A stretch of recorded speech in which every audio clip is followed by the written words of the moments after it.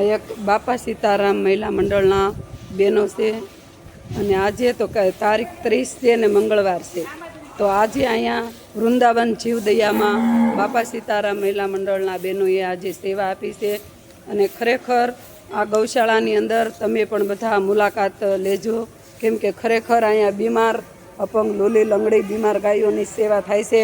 જો આ ગાયની પીડા જુઓ, તમે જુઓ તો તમે પણ એના વેદના સહન કરી શકો એવી આ ગાયની પીડા છે. જુઓ તો અહીંયા આવી જ ગાયોની સેવા કરવામાં આવે છે. જુઓ આ ગાયને એક પગે પ્લાસ્ટર કરેલું છે અને આ બધી ગાયો અહીંયા બીમાર છે.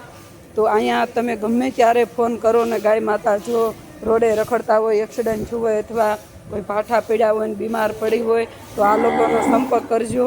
રાતના 12 વાગે આ લોકો આવી અને ગાય માતાની સારવાર કરશે, ઓપરેશન કરશે. અને અહીંયા જુઓ આ ગાય માતાને આવી વેદના છે. પણ ખરેખર આજે બાપા સીતારામ મહિલા મંડળના બહેનો રોજ ગૌશાળાની અંદર આવીને આવી સેવા કરે છે. બીમાર ગાયોની વાહિદા પોદળા નીણ કટિંગ કરી નીરતા હોય, ગાયોને કોઈ પણ મદદ કરતા હોય, ડ્રેસિંગ કરવાનું હોય તો તેમાંય પણ સાથ આપતા હોય. તો તમે પણ ઘરે બહેનો જાગૃત થાવ, અમારા વિડીયા જુઓ તો તમને પણ પ્રેરણા થવી જોઈએ કે આપણે કાંક આવી સેવા કરીને આપણે કાંક આપણું ભાતું ભરવી કર્મનું. અને આ સેવા છે ગૌ માતાની સેવા, એ મોટી સેવા છે. બાકી તો બધું એ બધા કરે જ છે, પણ આ અબોલ જીવ છે ને આપણી માં છે. તો આપણી માની સેવા આપણે કરવી તમારી ને અમારી ફરજ છે. તો બધા બહેનોને જાગો, સમજો નાથી હવાર કે આવીને આવી જો બધા ગૌશાળાની અંદર સેવા આપશું ને તો આપણે ગાય માતા આઝાદ થઈ જાય ને ગાય માતાને પણ એકદમ નિરોગી રહે અને ગાય માતા સહી સલામત રહે.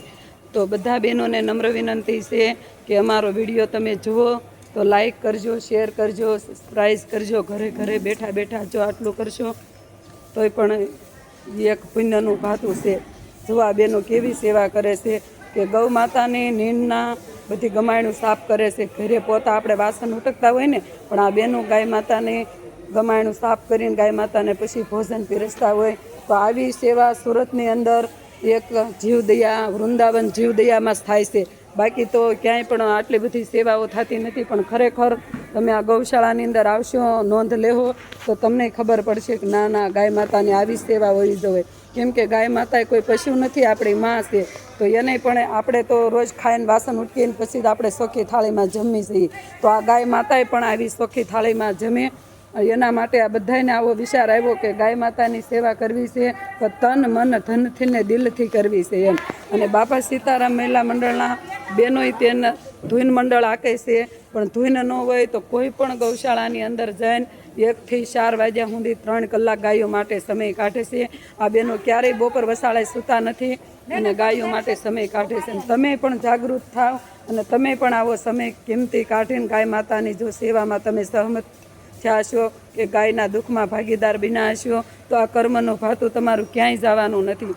તમારો એવો સમય આવશે ત્યાં કર્મનું ફળ તમને પાછું મળશે. પણ ક્યારે તો કે તમે વાવ્યું હોય ને ત્યારે ઉગે, આમનામ ન ઉગે. તો આ ગૌશાળાની અંદર તમે ખાસ મુલાકાત કરજો અને જે કાંઈ સેવા પૂગો તો સેવા આપજો, ધનરાશિ પૂગો તો ધનરાશિ આપજો અને આ સેવાને જરૂર વધાવજો.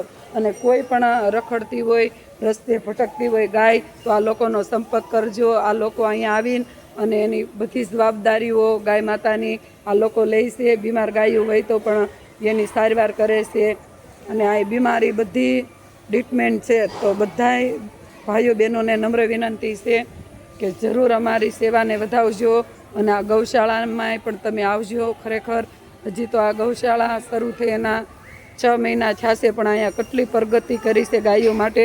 કેટલી ગાયોને અત્યારે રહેવાની સુવિધા કરી છે કે આપણે જેવા સુખી સહી નહીં કરતા આપણે ગાય માતા સુખી છે. તો આવી ગૌશાળાની અંદર તમે પણ આવજો. જય ગૌ માતા, જય શ્રી કૃષ્ણ, જય ભારત, જય